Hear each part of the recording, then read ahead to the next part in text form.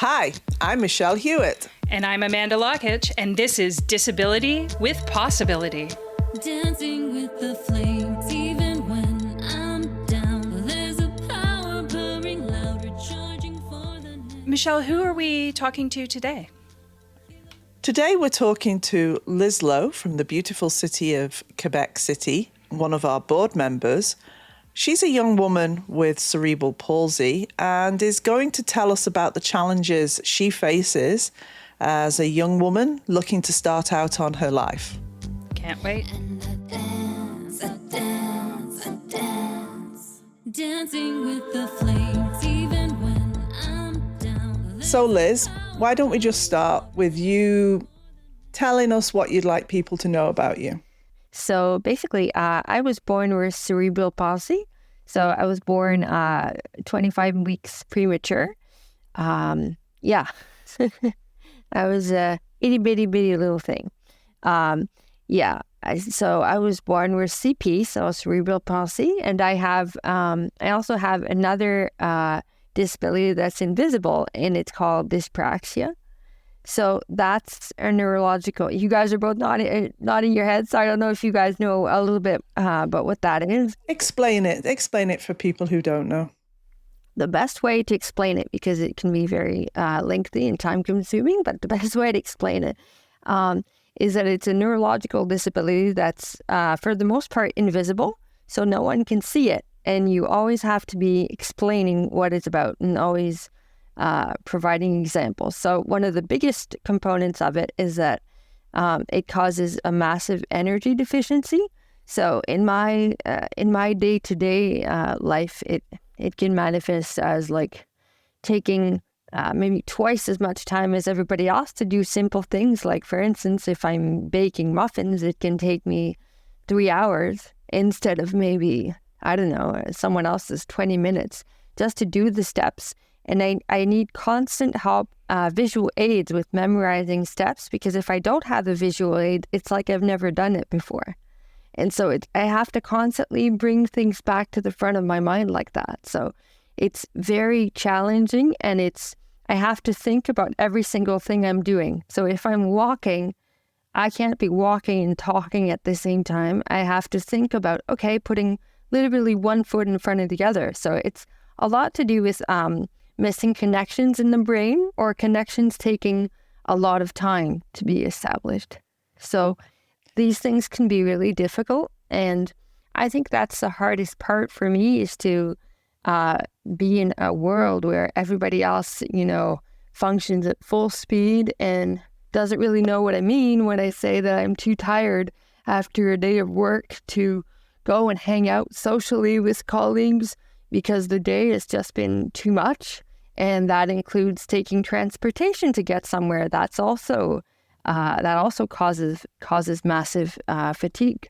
So it's all about that. And because I'm verbal, and because I appear a certain way, or sometimes it's difficult for people to understand, and they tend to say, "Oh well, we're all tired."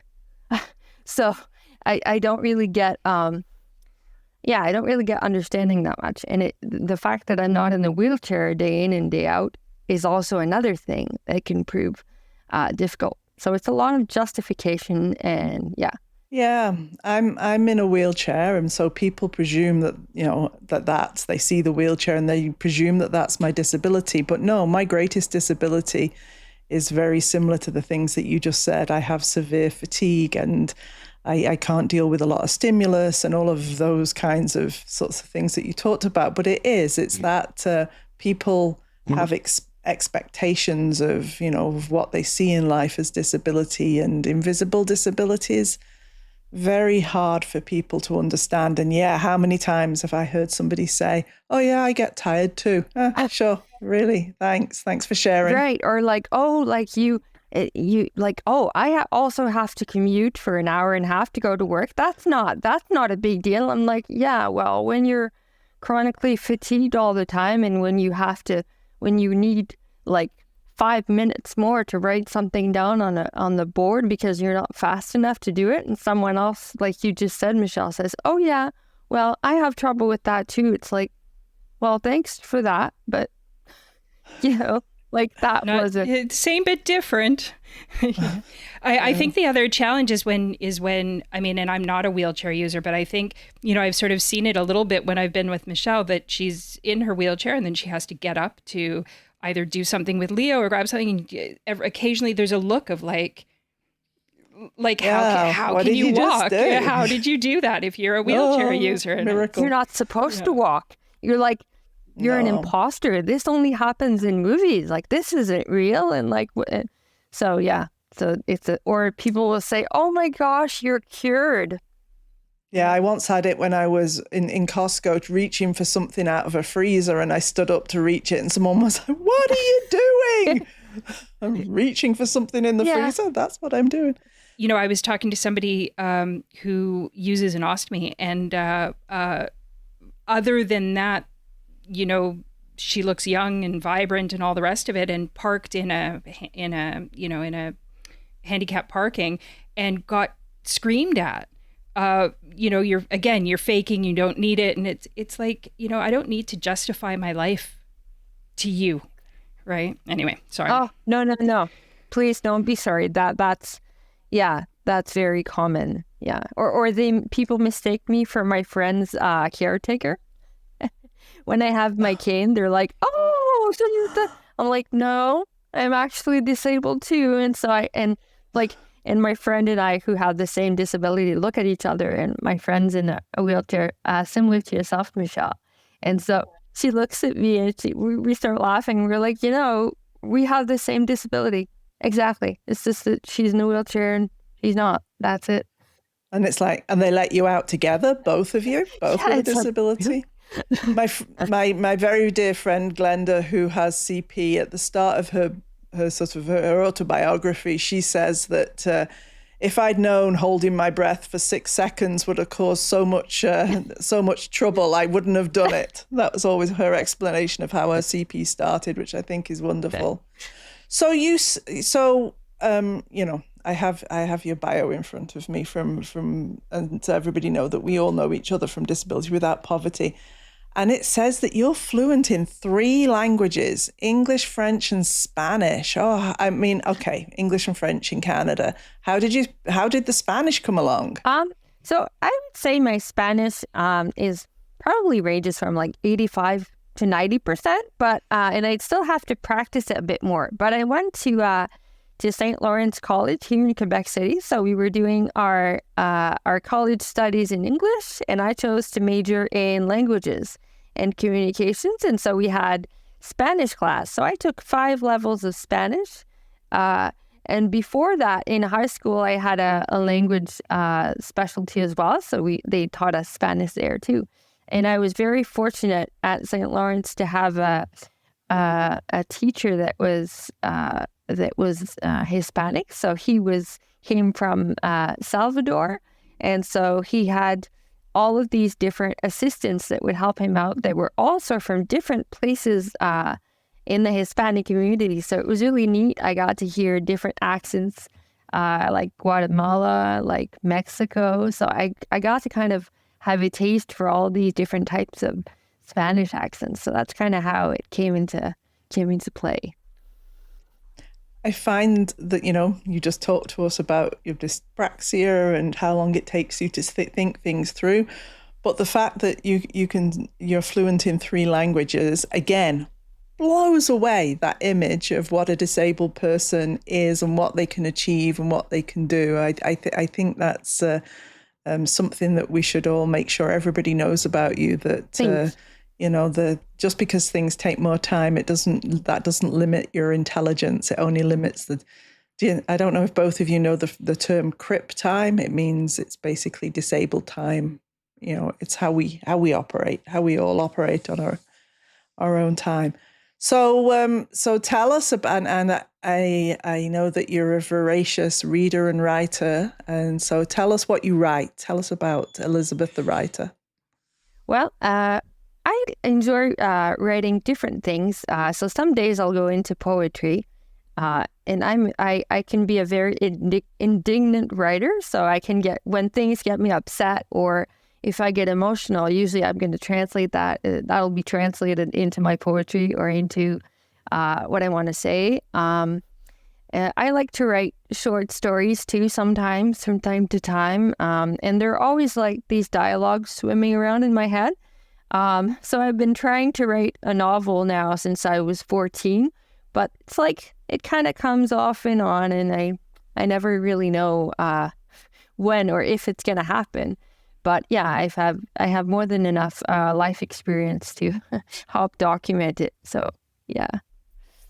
And so, can we read your poetry anywhere? Do you put it on a website I or a haven't Facebook page? actually. The only place where you could find it, but this was in French because in the place where I used to work, we published a poetry, like a sort of a magazine, if you will, but it was more like, they had some short stories, they had some poetry, and then they had a little bit of like autobiography fiction type things. And so we kind of pulled that all together into a collective. We were a bunch of people with disabilities that wrote a little bit about, what it was for us to be disabled, what it meant for us. And so you could find it there, but it's only published in French. So it might be a little bit. That's absolutely fine for everybody that reads and speaks in French, right? We should have a DWP Writers Corner because, Claire, who she also writes. And oh, cool. I've been known to dabble, and I'm sure Amanda has with all her creativity as well. I think that's absolutely wonderful. So why don't you tell us a bit about, so first of all, I want to say I have been to Quebec City for just one day. And obviously with my English accent, it's the first place in Canada where physically I felt more home, given the age of the buildings and that sort of thing. It was the first time it's like, I'm around old stuff, real stuff. So anyway, that's I loved it, but I was only there for a day. So let's just talk about what it's like, as a disabled person in Quebec and, the restrictions that are placed on your ability to work and those sorts of things. Whatever you want to share. So, I think that being in Quebec, could certainly has its advantages, and certainly, it's a wonderful place to live in, just period. But being disabled and living in Quebec City can be very challenging. And recently, I've had to overcome a couple of challenges myself because I'm still living in my mom's house right now, and I've been trying for the past 2 years to start more actively looking for places to live and starting the process of having like a home care or people that would come, to help to do things like clean. I don't know if I'm using the right term here, so I'll just list out things, like cleaning and cooking meals and things like that, and laundry. But because of the type of disability that I have, because I'm not in the wheelchair all the time, as I mentioned, so I was evaluated, and people that would know me for around 45 minutes sitting around a table suddenly started going, well, from our viewpoint, the only thing you need is to trust yourself. We don't think that you actually need home care. And I was like, excuse me, you've known me for 45 minutes, and the only thing I have done is greeted you to the door and pressed on a button to make you coffee. How does that equate to me not needing? And so I try and explain, and portray dyspraxia as best as I could, and portray it in a way that, thinking, okay, this is my worst day. How should I phrase that so that they understand? But when I would try and understand and when I would try and explain it, they would say, well, this doesn't, they had these very general types of questionnaires. And so they said that dyspraxia, doesn't really factor in that thing. And I'm like, well, what do you mean? That's the heart of my disability that I'm trying to explain to you. And I'm very vulnerable about this, so I'm trying to explain things without getting emotional, but you can't say that. And so the questions would look like, can you feed yourself? Yes or no? Can you put yourself, can you turn around in your bed? Yes or no? Do you have memory problems? Yes or no? And I said, so it was very, very frustrating. And so at the end of this 2-year period, they're still saying that I'm not allotted any time. So I'm going to have to be paying for my home care. So this is what is waiting for me. That's so disappointing, right? So that, as you say, a 45-minute yes/no questionnaire where the answer is in between those two things. And if it's, I've had the same things here in BC, and it's filled in on a laptop. So it's not even like you can get them to write around the edge of the boxes, right? Because it's concrete, and disabled lives aren't concrete, right? They're very... And that's what I said. I said, for who were those questionnaires written? I mean, who were you targeting in these questionnaires? And they said, well, it's a broad range from like older people to like people with Alzheimer's. And I'm like, well, you can't just, that. I was like, that doesn't fit in it. So I tried, like you said, to say, okay, well, let's print out the answer to the questionnaire. And after that, can I add a written document to it? I would be happy to provide, a full description. And then you could possibly add that to my file. And so they were like, oh, no, we can't do that. I'm like, what do you mean? And she's like, well, you can write it, but we can't present it to the committee. I'm like, are you kidding? So, yeah, I've had the situation where, because we're all intelligent, independent women, where I've said, so you're going to present me to a committee. So when's the meeting? I'd like to present myself, right? And it's like, oh, no. You can't give the written form, and you can't go yourself. It's like this secret meeting happening somewhere behind closed doors without you, and you have no idea exactly what they're going to say. It's bizarre, right? I mean, to me it's like nonsensical, especially since the same person who qualified that I would probably not need any services suddenly goes, but I'll advocate for you. I'm like, I'm not reassured by that. It's a bit like if you said to them, okay, you tell me your food choices, right? The sorts of things you like to eat in a week. And then I'll go to the grocery store and advocate for you, right? It's like, no, I'd just like to go and, buy my own groceries. And you know what I mean? It's like, I don't need you as that middle person. I just give me the services I need. And tell me what I need to do. I talked with another disabled friend about this, another CP friend, and he said, oh, Elizabeth, you made fatal mistakes all through. And I said, what do you mean? He said, Elizabeth, you have to sit down in your wheelchair. I don't care if you don't use it every day. Sit down. Don't answer the door. Do not press that coffee button. Do not speak. Do not do anything. And you have to appear completely very, very, very disabled. And he's like, you have to make it as bad as you possibly can, because that's the only way that you'll be heard. It's interesting. I mean, this is the same conversation that we've been having around the disability tax credit is, you have to fill it out as if it's your worst day. But, we all want to present ourselves in the best possible way we can, right? We all try so hard that having to say, really negative things about yourself is really, really difficult. And it's unfair that is kind of the position that you're put in. But on your worst days, when you're unable to fill out those forms, when you're unable to do those things, that is the reality, right?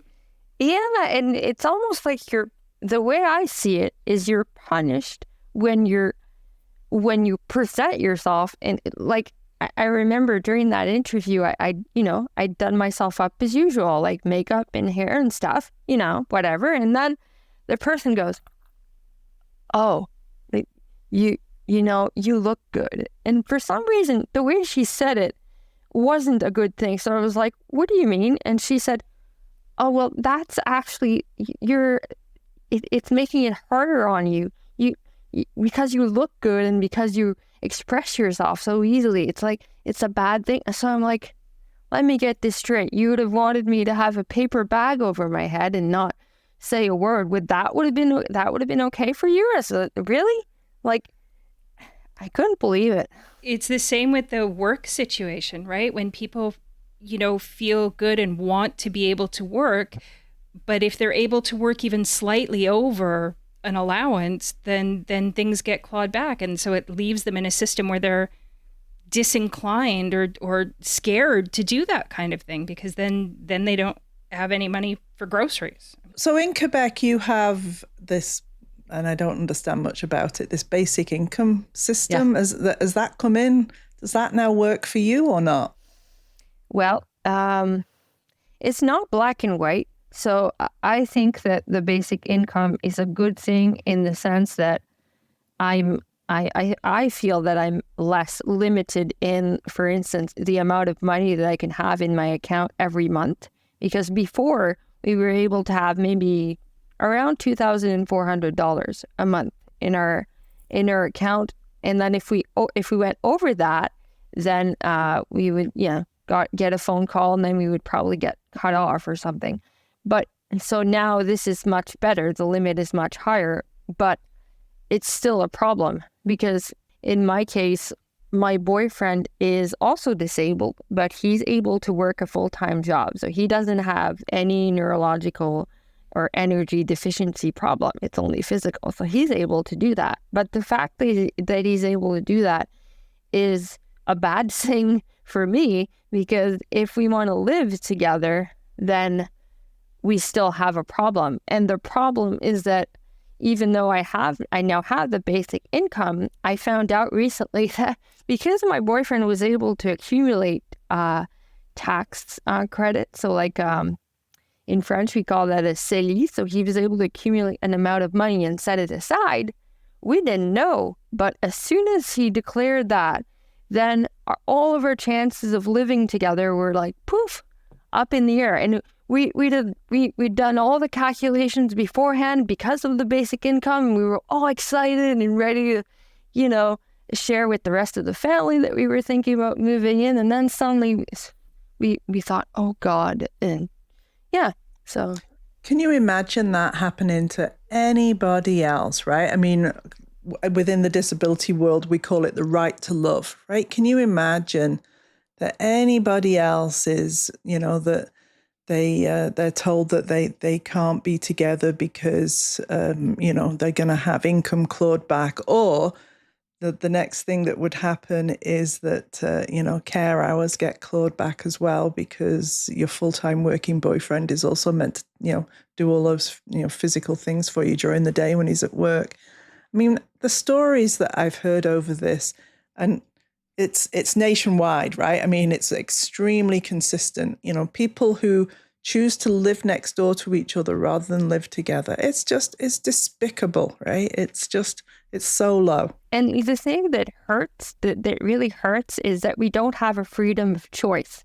So it would be one thing if I decided that my boyfriend and I weren't compatible living together. That's our business. But the fact that someone would just go ahead and say, oh, no, we're taking away that option. So it's like, I can't even choose what I want to do.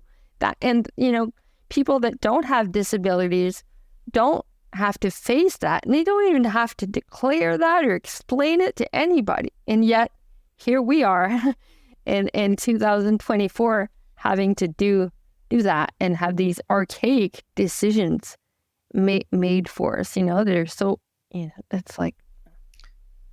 Michael Prince has this wonderful book with the title Absent Citizens. And it really, it's almost like you don't have to go anywhere past the front cover if you understand, right? Because we are, right? We're not given full rights, right? We're not, because as you say, somebody else feels they're going to make decisions for us, even though we're perfectly capable of making those decisions for ourselves. And, and it's all built on some basis that we're out to scam the system or something.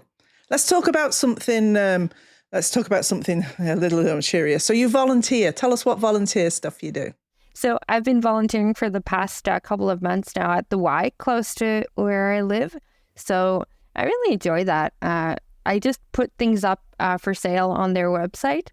And sometimes I go in person. And so they're very flexible. So if I say that I want to do it from home, that's not a problem. So that, that it makes me feel good. And I know that we're helping the women's shelter that is within the Y, for the mothers and kids and stuff. So that really feels good.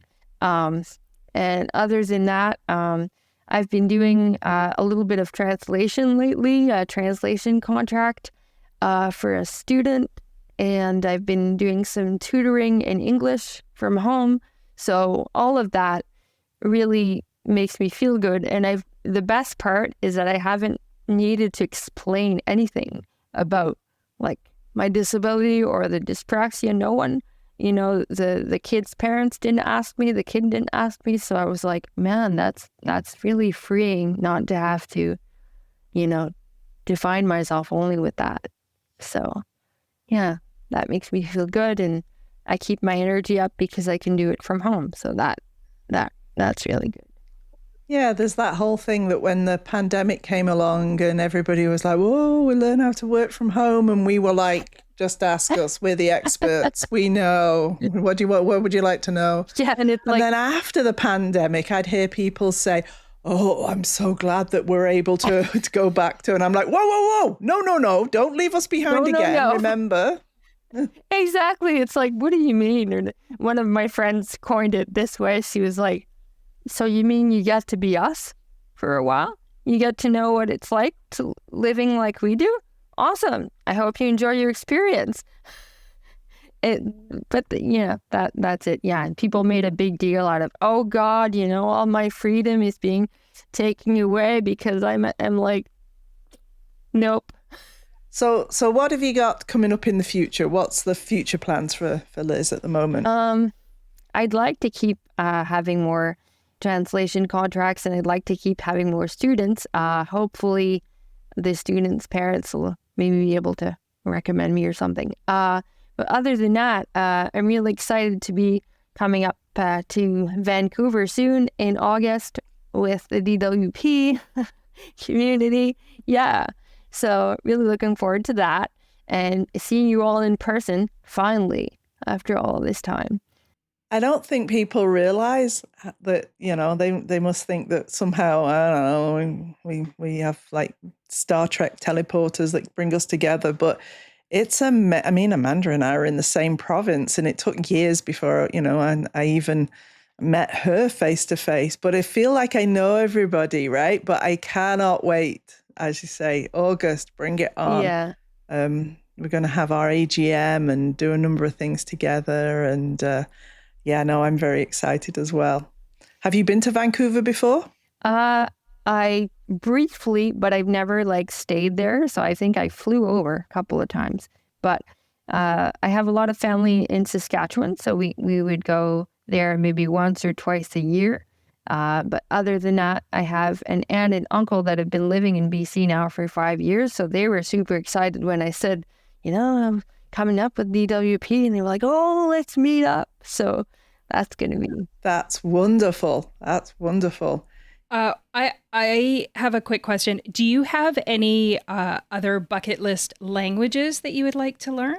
Oh, that's a neat question. Italian. I would love to do that. So Italian and maybe Portuguese. Very cool. And then I guess maybe I should say Chinese or Mandarin, but that sounds really hard. So. Yeah, I've never learned a language that's not in the same script and so it sounds really challenging, and people that have multilingual those ways, I always admire them that use multiple scripts, right? And different those sorts of things. So Amanda, I was asking what should be on Liz's list of things to do when she comes to Vancouver. What does she need to see? Well, we are putting together a little welcome kit. A part of it, I guess, depends you can basically stand where you're going to be staying and turn around and you'll be able to see ocean, you'll be able to see mountains. So it depends, what kind of strikes your fancy. My son, there's something called False Creek, because it's a false creek. But Really? yeah, go figure. But they've got these little ferries, Falls Creek Ferry and Aquabus, that just take you to things like Science World or the Maritime Museum or Granville Island. And he has been delighting in riding those all day. So that's a pretty fun thing to do. Granville Island is a pretty fun place to see. Island. Awesome. But yeah, you'll be right downtown. So there are many options to explore. Yeah, the mountains meet the ocean. It's like, it's incredible. And of course, Amanda, you've booked the weather. There's going to be no Vancouver rain, right? I've requested, so it depends. Hopefully there won't be a heat dome or anything like that. And if you're a foodie, Vancouver is a very, very big multicultural food scene, fusion food, all kinds of foods. Oh, neat. I really look forward to it. So, as we know, we've seen the CDB and the budget is really quite low. It's just, $200 a month and not much, particularly as you were talking about trying to strike out on your own and live on your own. So if you had more money, if it was, say, $1,000 a month, what would you be able to do? Well, I would feel much more confident to be able to leave my mother's house without freaking out about a bunch of extra costs and things. I would be able to pay for my groceries and home care services, so I wouldn't have to depend on all those people that we were mentioning in the beginning of the call. I could just say, well, I'm not doing that. So I'd be doing my own thing. And so hopefully in the private care, hopefully people wouldn't be questioning what I need so much or what my disability is if I had the financial means to have that. So that would be one thing. And I think it would allow me to maybe trust the government again and to feel like disabled people are actually being recognized as a true part of the community. Because right now we're I don't like to say it, but we're like a side note. Or another word I use, but I don't know if it's too heavy. It's kind of like we're beggars. Yeah, and often the phrase is that we don't want to hand out, we want to hand up, right? Is that is that how it goes? But all of the things there that you were talking about, they're all to do with independence and dignity, right? I mean, and that's basically what we're asking for, right? When we're not asking for. I know Rebecca always listens out for me to say we're not asking for lollipops and rainbows. We're just asking for a fair shake of the can, right? Yeah, and for the bare minimum to feel like we're actual citizens, because right now we're not.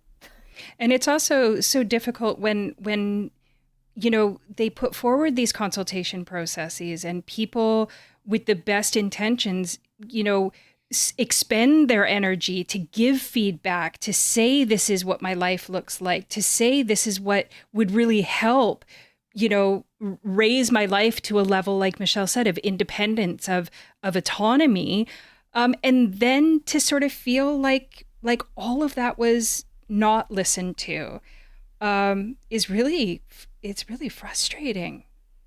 I think that I'd like to add that a lot of people are not aware of all the freedom that they have, the freedom of choice and of, deciding who they want to be with, when they want to move in, if they want to get married or not. All these things a lot of people are sadly unaware of. And then we bring them up and then it's like, oh, well, sure, we have that. It's like, yeah, you do. You just don't. Yeah, there's a level of privilege that people don't understand. Well, and I think dispelling that myth that disabled people in this country are well taken care of. I think there is a big myth that because Canada is so well resourced, that that of course disabled people are taken care of. And I think that that is one of the biggest myths that we are setting out to dispel. I was just thinking that there's a sort of a theme that we've been talking about here about, not being listened to and not being heard, right? When you tell people this is the level of care that I need, and they say, but you look too good and you present too well. And it's like, but I'm telling you, right? It shouldn't be your snap judgment. And now, as you just said, Amanda, people expend energy pouring out their heart and soul, telling the government, this is the support I need. And then it comes back completely the opposite, right? And I think that's a big part of, we talk about in this podcast, disability with possibility. Well, that possibility will come if we're heard, if we're listened to. Right. Okay, let's just finish this. Let's just finish this off with if you're going to go out and get ice cream right now, what flavor are you going to get, Elizabeth? Probably chocolate, but the chocolate that kind of freezes on top, that becomes Or like the dip they do at Dairy Queen, yes. Like the... Oh. Yes, and with salted caramel in there. And yeah. Oh, so good. Amanda? Ice cream? Yeah. Oh, just open the doors. That's... Yeah. Ice cream is my downfall. Yeah, it's my kryptonite as well. What about you, Michelle? I have a lot of flavors that I like, surprisingly. It's like but I do like things that have I like cookie dough or bits of cheesecake in there, or those sorts of things that I can have once a blue moon, because I'm diabetic. But I was staying at UBC, and they have a really neat little ice cream store, and I had lavender ice cream, and it was gorgeous. I loved it. Wow. I love the smell of lavender, so I was like, well, I'll try it in an ice cream, and I loved it. So There we go. So let's go for a chocolate dip, salted caramel, lavender with everything, ice cream together. You got it. So what I think is fascinating as we move through these podcasts is that our last podcast, we talked to Shelley Petit from New Brunswick, who is essentially confined to her home for her own health and safety. And then today we talked to Liz, who's really eager to set out and escape her home and move on and become a young adult in her own right. I think that's a fascinating parallel.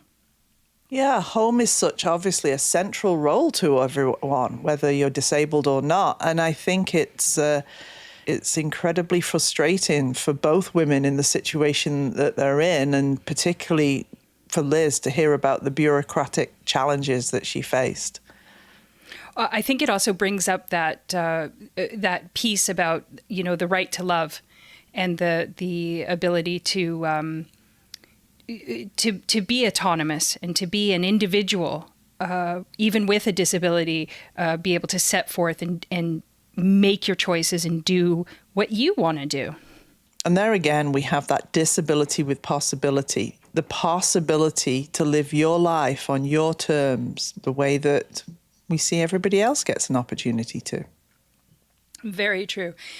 Coming up next time is a documentarian named Andy Fior, whose film we screened recently in Vancouver, his film Invisible No More, which looks at issues of criminal justice and incarceration. And he has done quite a few documentaries around the downtown east side in Vancouver. We're going to give you a trigger warning here. We're going to give you a trigger warning next time. The material is challenging and very, very worth listening to. If you would like to make comments or suggestions, but only nice ones, of course, please reach out to us at hello@disabilitywithoutpoverty.ca. If you want to talk to either Michelle or Amanda specifically, it's just our individual names, Amanda@disabilitywithoutpoverty.ca or Michelle@disabilitywithoutpoverty.ca. And to find more about what this whole disability without poverty shebang is about, our website is disabilitywithoutpoverty.ca. And I dance, I dance, I dance, dancing with the flames. Disability with Possibility is made possible by many, many people. However, a few key people that we would like to thank are Christina Sheldon for her fabulous theme song, producer Dave Shumka with Kelly and Kelly, and all the funders and partners who help us do what we do.